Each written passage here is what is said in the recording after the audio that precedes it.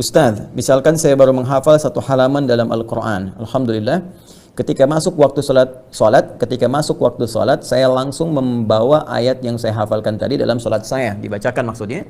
Padahal ayat tersebut belum terlalu lancar saya hafalkan. Bahkan dalam sholat saya masih mengingat-ingat potongan ayat yang lupa. Pertanyaan saya, apakah boleh ayat yang belum lancar saya bawa dalam sholat? Kemudian yang kedua, apakah sholat saya sah? Ya, jazakumullah khair. Ya Allah yazikir khair. Waalaikumsalam warahmatullahi wabarakatuh. Baik, teman-teman sekalian, ini penting sekali. Kaidah sederhana yang disampaikan dalam Al-Quran, jelas sekali di Quran surah ke-73. Ya, surah ke-73 Al-Muzammil, ya, di ayat yang ke-20 Allah jelas menyampaikan faqra'u ma tayassara minal Quran. Dua kali ditegaskan di sini, faqra'u ma tayassara minal Quran. Bacakan oleh Anda apa yang paling ringan, paling mudah, ya, yang telah Anda kuasai bacaannya, yang telah Anda hafalkan, yang paling mudah yang kita hafal. Jadi standar dalam sholat yang dibacakan tuh bahasa Al-Qur'annya tayassar. Nah, sekarang perhatikan baik-baik teman-teman sekalian dalam memahami, memaknai bahasa Al-Qur'an. Bismillah. Jadi kalau kita lihat bahasa Al-Qur'annya faqra'u, bismillah, ya. Ini nah ini tayassara minal Quran, seperti ini ya. Ini saya garis bawah yang ini, faqra'u ma tayassara minal Quran. Jelas ini ayat diturunkan dalam konteks bacaan dalam sholat, ya. Surat apa yang dipilih oleh kita untuk dibacakan, ya, walaupun konteks ayatnya terkait dengan dalam kondisi Nabi menunaikan sholat tahajud yang beliau kerjakan dalam masa hidupnya sallallahu alaihi wasallam, namun demikian ini menjadi standar dalam bacaan-bacaan sholat kita. Perhatikan baik-baik, jika kita menunaikan sholat, kata Allah, maka yang dibacakan dalam sholat itu perintah Qurannya ma tayassara, apa saja yang sekiranya mudah, ya, untuk kita bacakan dari surah-surah Al-Quran atau dari ayat-ayat Al-Quran. Boleh jadi misalnya dari satu Al-Baqarah yang kita bacakan beberapa ayatnya, gitu kan, maka kita katakan dari ayat-ayat Al-Quran, atau bahkan kita pilih surah-surah tertentu dari Al-Quran. Di juz amma kan biasanya kita tampilkan seluruh ayatnya dalam satu surah jika surah itu dipandang pendek atau menengah. Nah, hanya kalimat tayassar ini, nanti ada ma, ada tayassar. Tayassar ini, teman-teman sekalian, korelasinya itu ada dua hal. Satu, yang telah dihafal, ya kan? Karena saat kita menghafal Al-Quran, itu redaksi menghafal, kemudahan menghafalnya, itu menggunakan akar kata yang sama, serupa, hibridanya dengan tayassar. Kalau ini dari kata tayassar, ya tayassaru, ya, kemudian dari dasarnya ketika menghafal menggunakan kata yassara, yuyassiru, ya, yassara, seperti ini. Yassara. Nah, sifatnya disebut dengan taisir namanya, ya, yassara. Ini disebutkan 4 kali di Quran surah ke-54. Ayat 17, ayat 22, di ayat 32, di ayat ke-40, ya, seperti ini. Ayat 17, 22, 32, 40. Walaqad yassarnal Qur'ana lidzikri fahal mim muddakir. Dan sungguh jangan pernah ragukan, kami telah mudahkan Al-Quran untuk diingat, dihafalkan. Jadi ketika Allah menyebut kemudahan menghafal, itu menggunakan kata yassara. Jika yang dihafal itu telah mudah kita hafalkan, artinya telah hafal, maka berubah kalimatnya menjadi tayassar, seperti ini.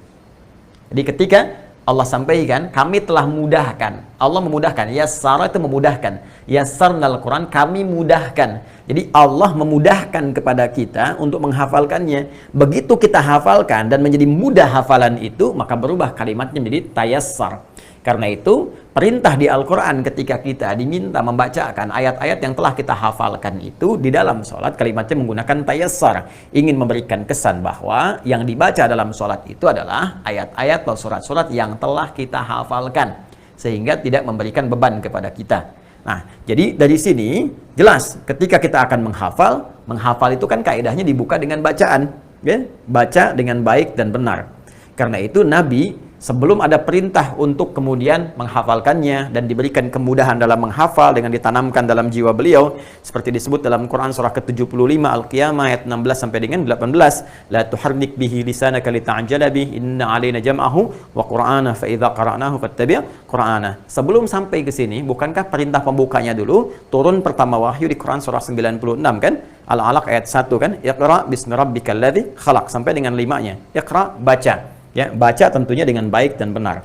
Jadi yang dibacakan dalam sholat itu, satu, harus hafal bacaannya. Yang kedua, bacaannya baik dan benar. Karena itu biasanya kaidah-kaidah dalam penunaian ibadah itu kami para penghafal Quran atau bahkan para imam itu dianjurkan untuk menghafal dulu sebelum menunaikan sholat.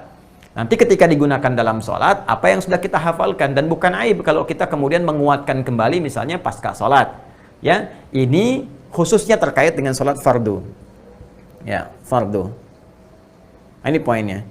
Bagaimana dengan sholat sunnah? Ada yang memberikan keringanan sepanjang sunnah itu dikerjakan sendirian, bukan dalam berjamaah. Kalau berjamaah tidak, seperti sholat tarawih misalnya, sholat idul fitri, sholat idul adha, itu sunnah tapi berjamaah. Ketika menjadi imam, tetap dia harus menghafalkan dan membacakan yang hafal dan mudah untuknya. Tapi ketika dia sholat sendirian, misalnya tahajud sendirian, kan? Bukan dalam konteks ini ya, perintah kepada Nabi untuk kita misalnya menghafal, kalau sekiranya memang hanya itu yang kita hafalkan, atau dalam konteks kita ingin menguatkan hafalan, maka boleh kita kemudian bacakan dengan catatan setidaknya ada 75% lah, di atas 75% yang telah kita hafalkan, sehingga yang kita baca itu adalah sesuai dengan standar kebolehan membaca. Ukurannya surah apa? Al-Kautsar. Inna a'tainakal kautsar fashalli lirabbika wanhar inna syani'aka huwal abtar. Anda ingin bacakan misalnya Al-Baqarah ayat 257 sampai 259. Sampai 257 Anda lancar, 258 nggak lancar.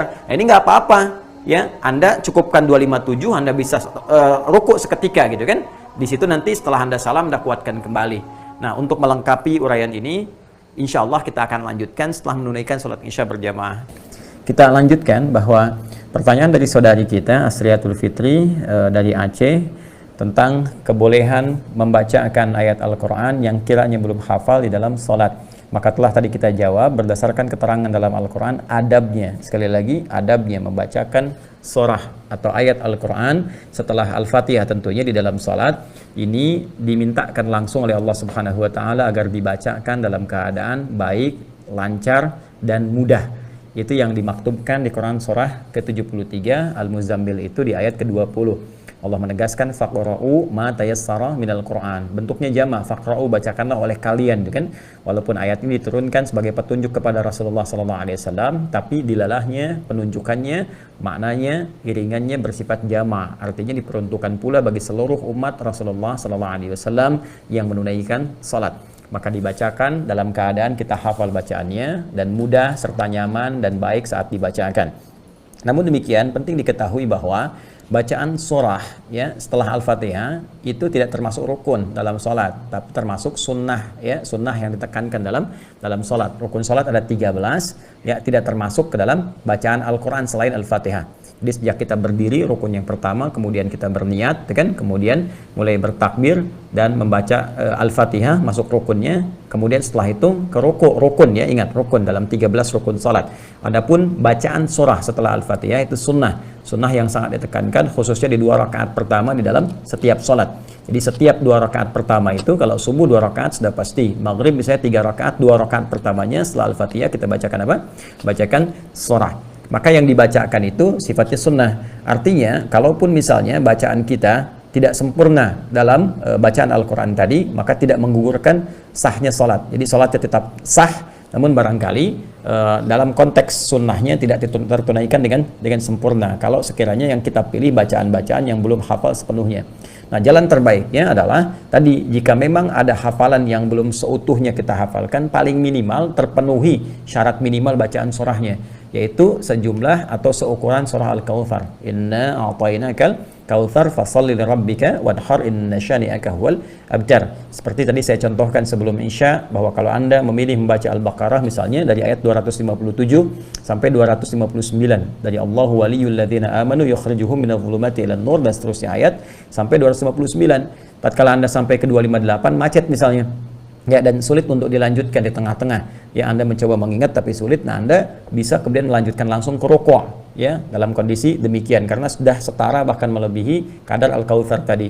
Tapi kalau sekiranya Anda ingin pindah surat pun kepada Al-Ikhlas misalnya, itu nggak ada masalah, pindah surat langsung kemudian Anda bisa rukuk. Dan ini kondisinya pertanyaan yang kedua, apakah salatnya sah? Ya, salatnya sah. Salatnya sah, namun adabnya sekali lagi kalau ingin disempurnakan maka usahakan lancar sebelum itu, khususnya salat fardu. Ada beberapa keringanan dalam salat sunnah seperti yang saya sampaikan tadi di awal sebelum salat isya, bahwa dalam salat sunnah sepanjang bukan salat sunnah yang berjamaah ya, seperti tarawih misalnya, seperti salat Idul Fitri, seperti salat Idul Adha, dan posisi Anda menjadi imam. Maka kalau menjadi imam tetap yang paling diutamakan, ya, syarat utamanya adalah hafal bacaan salat, hafal bacaan Quran, dan dibacakan dengan benar. Ya, jadi kalau Anda salat sunnahnya yang sifatnya sendirian, salat duha misalnya, ya kan? Atau misalnya salat tahajud atau qiyamul lail di malam hari dalam konteks sendirian, dan Anda ingin mempraktekkan hafalan Al-Quran, maka boleh dengan sifat seperti ini. Sepanjang tadi setidaknya Anda ada bacaan yang diutamakan dulu dari 257 sampai 259, setidaknya 257-nya hafal dulu gitu kan. Baru yang lainnya kemudian Anda coba semaksimal mungkin sebelum sholat, Anda praktekkan dalam sholat, itu sah-sah saja dilakukan dan tidak membatalkan sholat. Sekali lagi, tidak membatalkan sholat karena itu bukan termasuk dari rukun sholat.